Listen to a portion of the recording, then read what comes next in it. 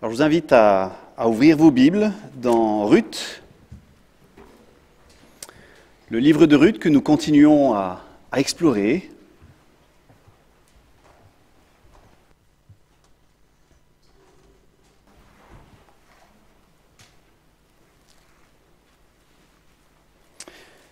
Ruth, donc, qui est juste après le livre des Juges. Et ce n'est pas un hasard parce que c'est à la même époque.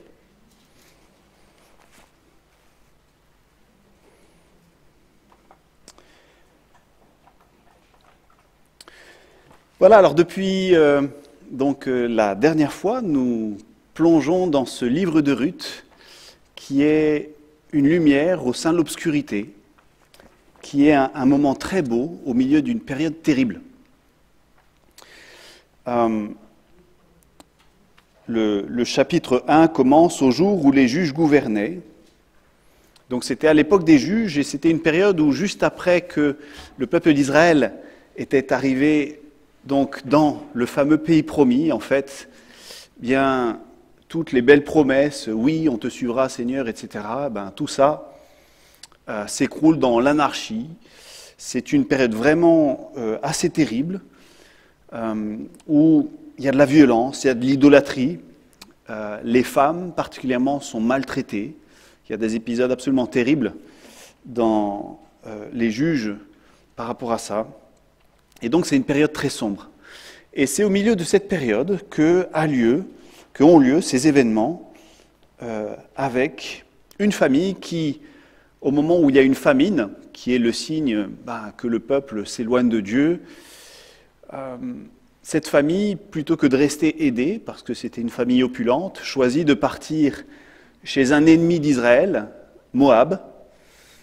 Et là-bas, cette famille, Naomi, son mari, ainsi que ses deux fils, vivent 10 ans. Et catastrophe, le père décède. Les fils, là aussi, contrairement à ce que Dieu avait demandé, se marient avec des Moabites, avec des étrangères, qui donc risquent de les emmener dans l'idolâtrie. Et les deux fils, à leur tour, meurent. Et Naomi se retrouve seule avec ses deux belles-filles moabites. Et on a vu la dernière fois, puisqu'on a exploré le chapitre 1, on a vu comment, à un moment, Naomi se dit « Bon, j'ai plus rien qui me retient ici, je rentre à la maison, j'ai entendu dire que Dieu a béni Israël, béni Bethléem, mon village natal, je rentre à la maison. » Et donc le choix, elle le pose à ses belles-filles et leur dit « Écoutez, il n'y a plus rien qui vous attache à moi. Vos maris sont décédés, vous pouvez vous remarier dans votre peuple, etc. » L'une des deux, Orpa, décide de effectivement rentrer chez elle, mais une, surprise, Ruth, dit « Non, je ne te laisserai pas, je t'accompagnerai, là où tu seras enterré, je serai enterré à côté de toi, ton peuple sera mon peuple, et ton Dieu sera mon Dieu. » Extraordinaire. Et Ruth et Naomi revenant à Bethléem, tous ceux qui la connaissaient, mais est-ce que c'est Naomi? Et elle dit non, appelez-moi Mara, amère. Je ne suis plus Naomi l'heureuse, je suis Mara, celle qui est amère. Pourquoi? Parce que Dieu est contre moi. Dieu m'a abandonné et Dieu me veut du mal. Dieu m'a enlevé tout ce que j'avais. Je suis parti dans l'abondance et je reviens les mains vides. C'est ce qu'elle dit à la fin du chapitre 1. Et ce qui est intéressant, on l'a vu la dernière fois, elle dit qu'elle revient les mains vides, sauf qu'elle ne se rend pas compte qu'elle a un trésor à côté d'elle, qui est sa belle-fille, qui est Ruth. Et cette belle-fille va se révéler un trésor absolument extraordinaire. Mais ça, Naomi ne le voit pas. Elle dit, voilà, le Seigneur a témoigné contre moi, le puissant m'a fait du mal. Voilà ce que Naomi dit de Dieu. Alors elle rentre, et puis la question c'est, maintenant, comment survivre? La situation d'être veuve en ce temps-là est une situation difficile. Hein, il n'y a pas de sécurité sociale, il n'y a pas de soutien. Une femme n'était soutenue que si elle était liée à un homme, un mari, un père, un frère.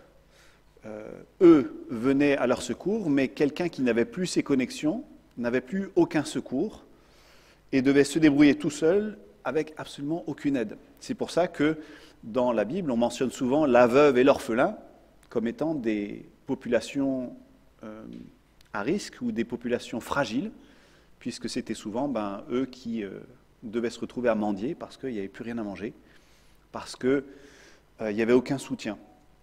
Et encore plus si on était femme, veuve et étrangère, ce qui est le cas de Ruth. Et la question qui se pose, et c'est la question qu'a posée Naomi, c'est où est Dieu? On a fait tout ce chemin, il y a eu des morts dans la famille, je rentre à la maison, je n'ai plus rien. Où donc est Dieu? Et ce qui est très intéressant, c'est que dans l'histoire de Ruth, dans le livre de Ruth, Dieu est très absent. On ne le mentionne que 2 fois de manière directe, ou au chapitre 1, le verset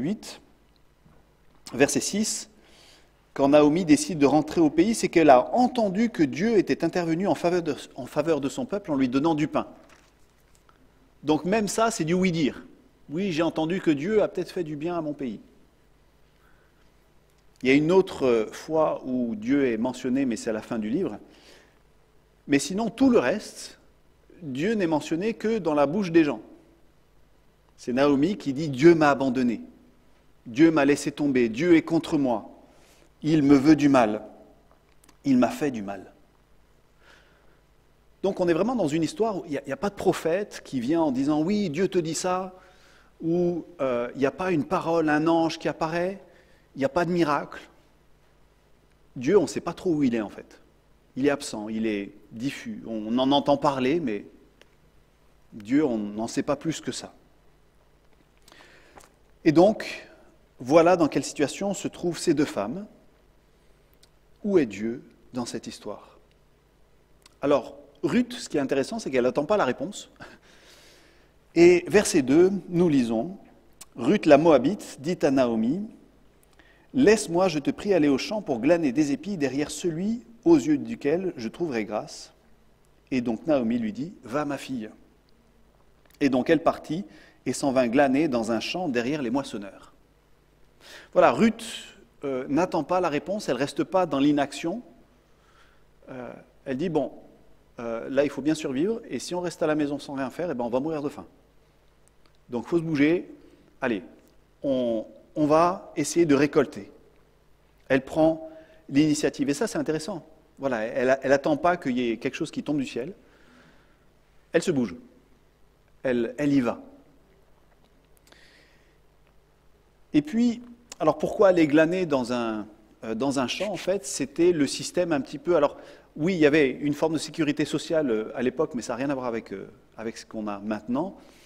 À l'époque, il y avait une loi que l'on peut lire dans Lévitique, chapitre 19, les versets 9 et 10.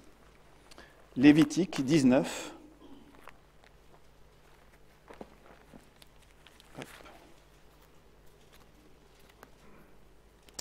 Lévitique 19, les versets 9 et 10. Il y avait une loi en Israël qui disait ceci, « Quand vous ferez la moisson dans votre pays, tu ne moissonneras pas ton champ jusqu'au bord et tu ne ramasseras pas ce qui reste à glaner. Tu ne cueilleras pas non plus les grappes restées dans tes vignes, tu ne ramasseras pas les grains qui en seront tombés, tu abandonneras cela aux pauvres et à l'immigré. Je suis le Seigneur ton Dieu. » Voilà, donc il y avait une loi qui disait, quand on moissonnait son champ, on ne devait pas tout moissonner, on devait laisser un coin qui était pour les pauvres. Et alors que les moissonneurs donc coupaient les tiges et que les femmes derrière arrivaient et les rassemblaient en bottes, eh bien, il arrivait que des tiges restent par terre et puis ne finissent pas dans les bottes. Et là, la loi disait, ben non, ne retourne pas en arrière pour récupérer ce qui reste. Non, ça, tu le laisses aux pauvres et à l'immigré, à l'étranger. Donc voilà, il y avait ce système. Alors, on pense notamment concernant l'anarchie générale qu'il y avait à l'époque des juges et le fait que tout le monde faisait comme il voulait, ce n'était pas vraiment suivi ça en fait. Et donc, c'est pour ça que Ruth dit, je vais essayer de trouver quelqu'un qui me sera favorable, quelqu'un qui sera d'accord, parce que tout le monde ne faisait pas ça. Et donc, elle va chercher effectivement un champ dans lequel on ferait ça. Et le verset 3 est intéressant. Le texte dit « Il se trouva que la parcelle de terre appartenait à Boz, qui était du clan d'Élimélec. » Alors c'est très intéressant, Johan, tu parlais de hasard, et bien exactement, on est dans le sujet.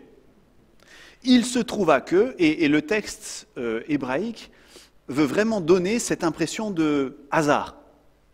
Par hasard, il se trouva que Ruth alla dans le champ qui appartenait à Boz. Alors Boz, qui c'est? Et là aussi, en fait, quand on lit le texte, si on regarde le verset 1, Naomi avait un parent du côté de son mari, donc tout le chapitre 2, un homme puissant et riche du clan d'Élimélec qui se nommait Boz. Ruth, la Moabite, dit à Naomi, laisse-moi, je te prie, aller au champ. Donc c'est intéressant. Là, pourquoi on parle de Boz au verset 1? Eh bien, c'est la manière du narrateur de dire, écoutez, là, il se passe quelque chose là. Hein, Boz, un parent de Naomi, et il se trouve que Ruth va justement dans un champ qui appartient à un parent. Voilà, c'est une manière de dire que le hasard n'est pas un hasard. Comme pour dire, Dieu qui semble si absent, Dieu qui fait du mal, Dieu s'appelle hasard. Dieu, très discrètement, est à l'œuvre. Dieu agit, sa providence est là, même s'il n'est pas nommé.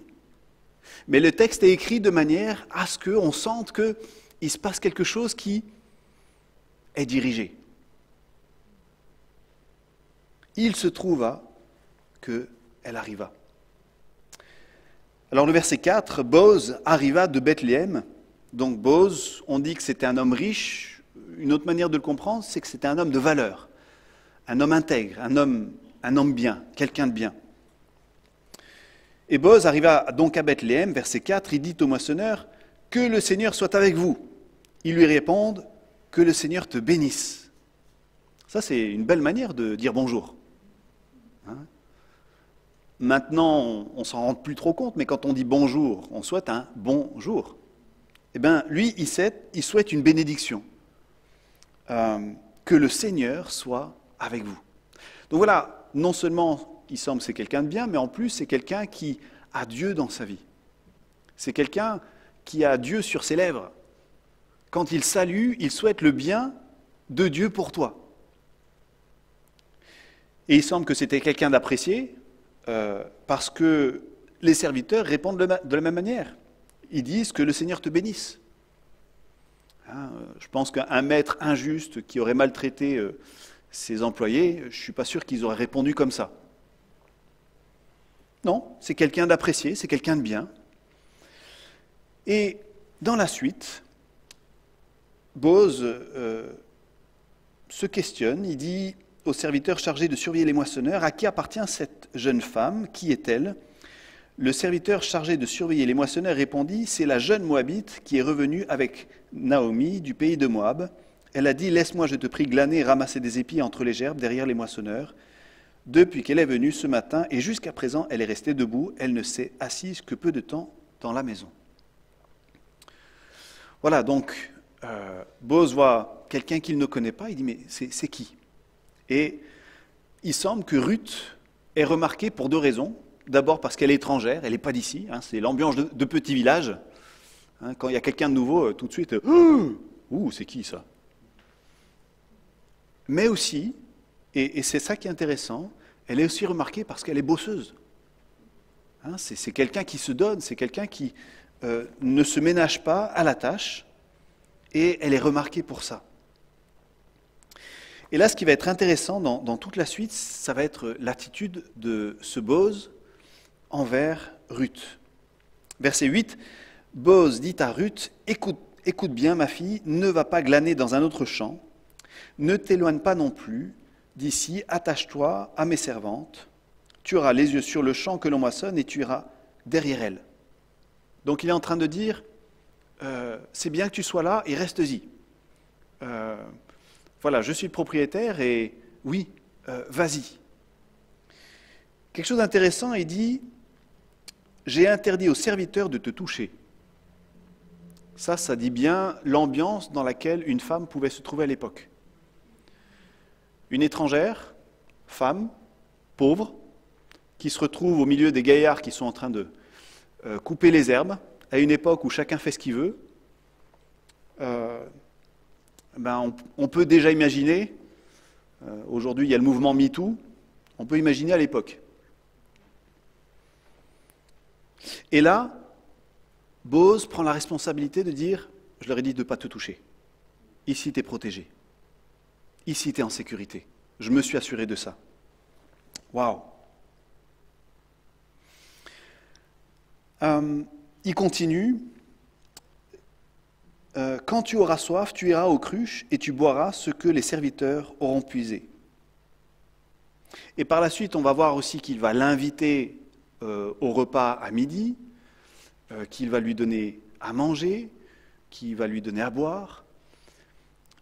Donc on voit ce Boz très avenant, protecteur, qui prend soin de cette étrangère.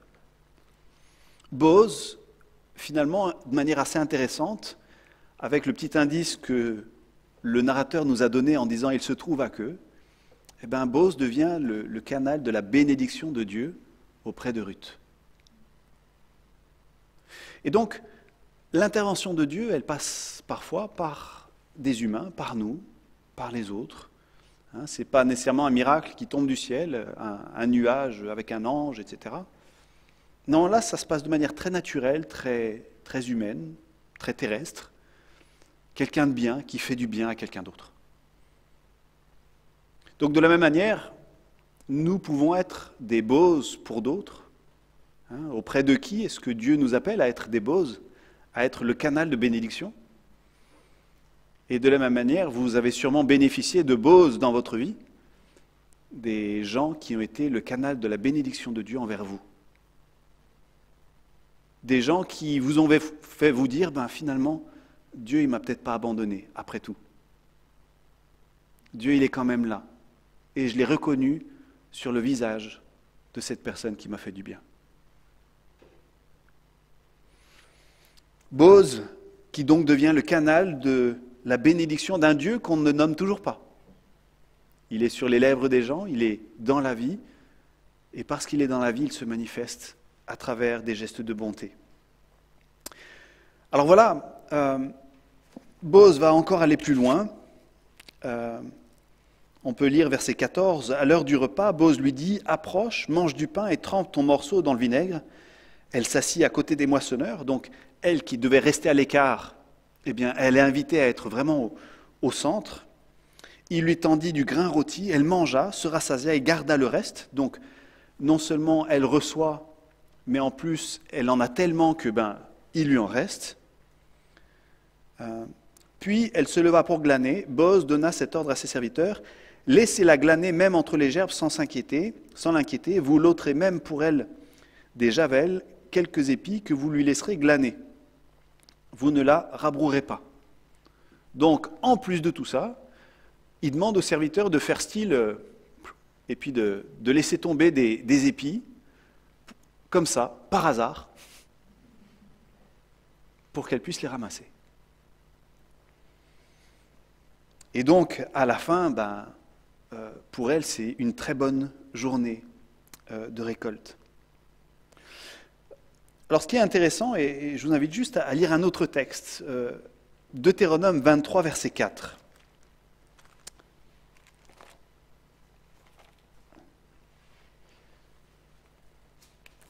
Deutéronome, chapitre 23, verset 4.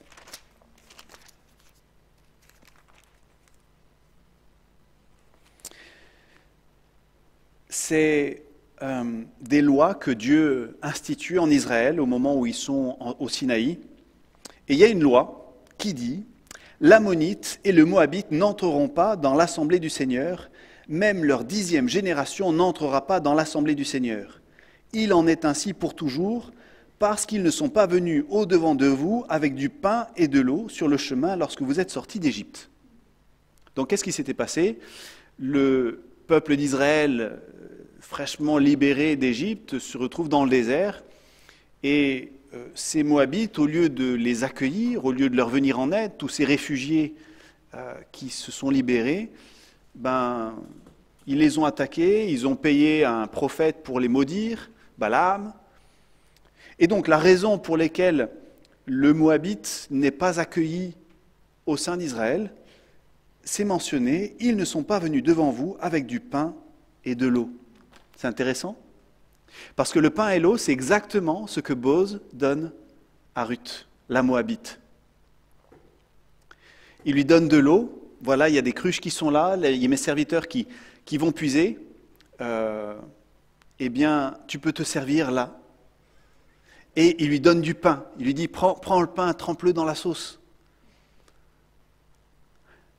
L'Israélite, qui ne devait pas accueillir le Moabite, parce que le Moabite ne lui avait pas donné de pain et d'eau, voilà Boz, le Moabite, qui donne du pain et de l'eau à la Moabite.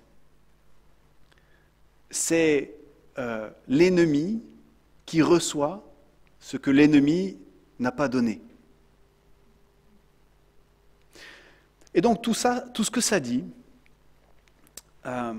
c'est que ce que manifeste Boz ici, ce n'est pas juste une obéissance à la loi. Oui, l'obéissance à la loi dit « je laisse un bout de mon champ et puis les pauvres, ils peuvent venir ». Mais ils se débrouillent. C'est intéressant, c'est aussi une manière de leur rendre leur dignité. On ne leur fait pas la charité, ils travaillent pour récupérer leurs grains. Mais Boz, il va plus loin. Il va au-delà de la loi. Et ça, dans la Bible, ça s'appelle le Hesed. C'est la définition biblique de l'amour. L'amour, le Hesed, c'est aller au-delà de la loi. C'est pas juste se contenter de « c'est bon, j'ai coché les cases et je suis tranquille ». C'est comprendre le sens de la loi, c'est comprendre l'esprit de la loi et aller au-delà, choisir soi-même de manifester de la bonté, d'aller au-delà. Voilà, c'est pas juste éviter de faire une infraction, l'obéissance à la loi. C'est pas juste éviter de manger certaines choses, éviter d'aller dans certains endroits, éviter de faire certaines choses. C'est pas ça l'obéissance à la loi. C'est pas ça le Hesed. Et Boz ici, il va au-delà, il va bien au-delà. Boz, il est vraiment ce symbole de l'amour même pour l'ennemi. Et tout ça, on reconnaît, nous chrétiens, dans tout ça, l'attitude de Jésus. Aimez vos ennemis, faites du bien à ceux qui vous haïssent. Soyez Hesed, comme votre Père est Hesed. Parce que lui, il fait tomber la pluie sur les bons et sur les méchants. Il fait lever son soleil sur ceux qui font le bien et ceux qui font le mal. Dieu lui-même va au-delà de sa loi. Alors la réaction de Ruth est intéressante et on peut lire verset 10. « Alors elle se prosterna face contre terre. Elle lui dit « Comment ai-je pu trouver grâce à tes yeux pour que tu t'intéresses à moi alors que je suis une étrangère ?» Effectivement, elle est surprise. Elle est touchée même. Le verset 13 dit « Que je trouve toujours grâce à tes yeux, mon maître. Tu m'as consolée, moi ta servante. Tu as parlé à mon cœur alors que je ne suis même pas comme l'une de tes servantes. » Intéressant. Elle dit « Tu m'as consolée ». Et là, à nouveau, si on se replonge dans le contexte, femme, veuve, pauvre, étrangère, offerte à l'hostilité de n'importe quel homme qui passe. Dans cette période instable, là, d'un seul coup, il y a de la bonté qui se manifeste. Ah, waouh, ça fait du bien. Pour moi, c'est une des raisons pour lesquelles cette histoire de Ruth m'a touché particulièrement dans la période que l'on vit. Je veux dire, quand on écoute la radio, etc., c'est plein d'hostilité partout. Tous les commentaires, de tous les bords, c'est de l'hostilité. Il y a de la méfiance, on ne sait pas comment gérer. Tout est polarisé, on est les uns contre les autres. Et là, il y a de la manifestation de bonté au milieu de l'anarchie et de l'obscurité. Enfin de la lumière, enfin de la gentillesse. Waouh, ça fait du bien. Ce qui est intéressant, quand Ruth demande pourquoi tu es si bon avec moi, Boz dit « On m'a raconté tout ce que tu as fait pour ta belle-mère depuis la mort de ton mari et comment tu as abandonné ton père, ta mère et le pays de tes origines pour aller vers un peuple que tu ne connaissais pas. Que le Seigneur te rende ce que tu as fait, que ta récompense soit complète de la part du Seigneur, le Dieu d'Israël, sous les ailes de qui tu es venu chercher un abri. » C'est intéressant. Boz, finalement, il reconnaît exactement ce qu'on vient de voir dans Boz, en fait. Ruth, qui n'avait aucune obligation envers sa belle-mère, eh bien, elle a décidé de quitter son pays, comme il y a très longtemps un certain Abraham. Elle a décidé de s'attacher à quelqu'un qui avait besoin d'aide, et elle a décidé de s'attacher à un autre Dieu, qu'elle a senti à travers la famille de Naomi comme étant le vrai Dieu.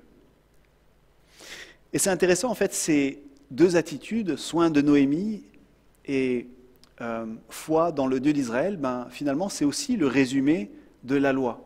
Quand on a demandé à Jésus comment il résumait la loi, il dit, c'est simple, aime Dieu de tout ton cœur et aime ton prochain comme toi-même. Eh bien, Ruth manifeste exactement les deux.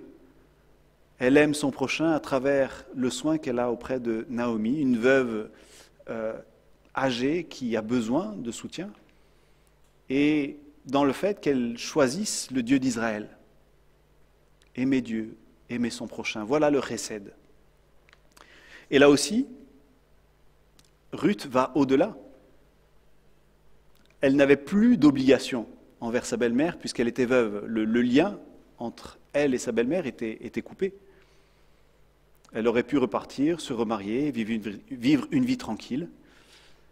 Au lieu de ça, elle s'attache à une vieille veuve dans un pays qu'elle ne connaît pas, avec des us et coutumes qu'elle ne connaît pas. Elle va au-delà de la loi. Elle vit, elle aussi, le chesed. Ruth termine sa journée, verset 17, elle glana dans le champ jusqu'au soir et bâtit ce qu'elle avait glané. Donc non seulement elle a passé toute la journée à récolter, à faire des bottes, à mettre de côté, mais en plus elle bat l'orge, donc ça consistait en essayant de séparer le grain des tiges et puis de tout ce qu'il y avait avec. Donc il y avait plusieurs manières, on pouvait marcher dessus, on pouvait taper dessus, et puis après on le jetait dans l'air, le vent emmenait tout ce qui était paille, et puis il restait le grain, et on le vannait de cette manière-là. Et donc elle rentre avec un épha d'orge. C'est à peu près 40 litres. Donc, je ne sais pas comment elle l'a porté, mais c'est pas rien. Voilà, Ruth, encore une fois, on la voit bosseuse et généreuse. Elle l'emporta, rentra en ville, montra à sa belle-mère ce qu'elle avait glané. Elle sortit aussi le reste de son repas et le lui donna. Elle a un beau caractère, Ruth. C'est quelqu'un de généreux, c'est quelqu'un de bon. Ce qui est intéressant, c'est qu'elle rappelle aussi quelque chose de... Elle rappelle quelque chose de Boz qui n'est pas raconté ici. Oula, qu'est-ce qui se passe?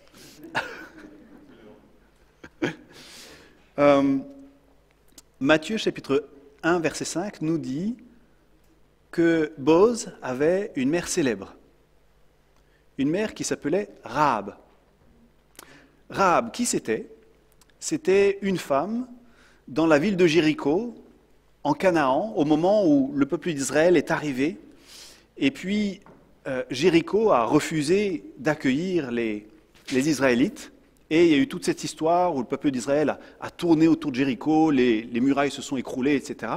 Mais avant, Josué, le chef de l'époque, avait envoyé des espions qui avaient exploré Jéricho. Et Rahab, une Canaanaïte, avait caché ses espions.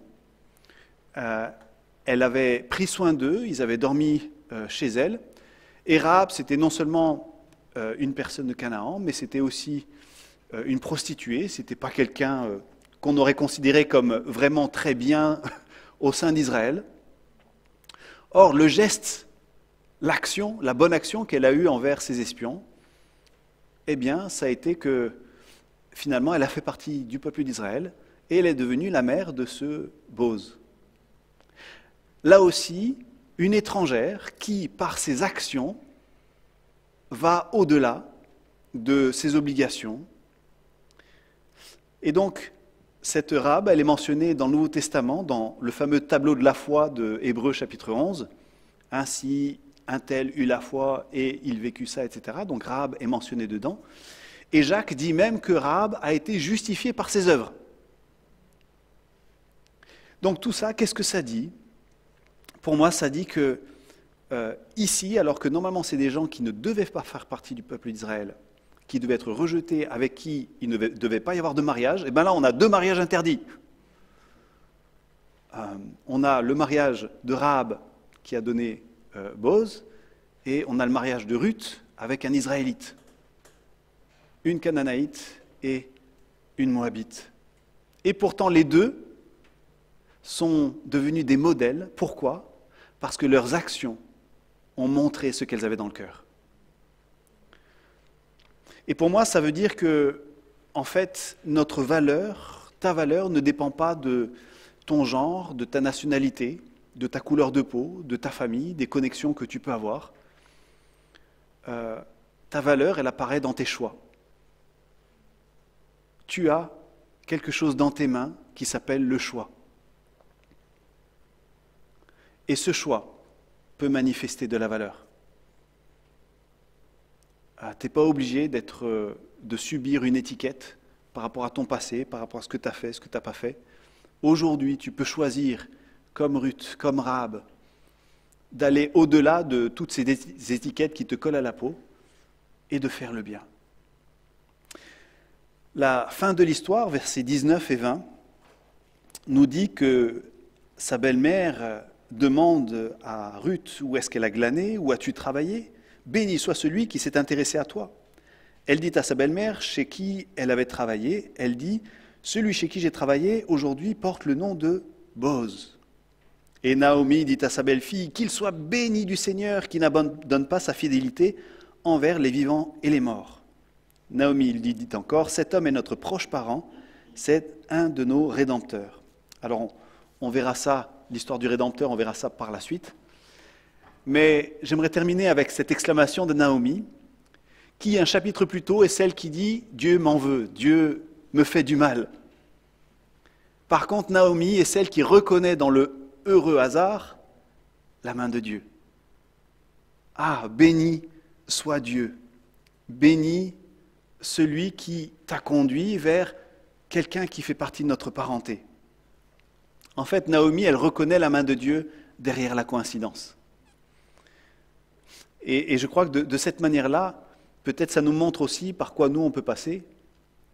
Ah, oui, on peut avoir l'impression que Dieu nous a abandonnés, que Dieu est absent, que Dieu parfois même est contre nous, ou alors peut-être que, on se dit, peut-être que j'ai fait quelque chose et puis Dieu m'a laissé tomber. Par contre, les yeux de la foi, c'est de ne pas en rester là. Et comme Naomi, d'oser ouvrir les yeux et dire, finalement, peut-être Dieu, il n'est pas si loin. Dieu, dans ce heureux hasard, dans cette coïncidence, dans cette circonstance, en fait, Dieu, il est là. Dieu, il est quand même là. Et je ne l'avais pas vu.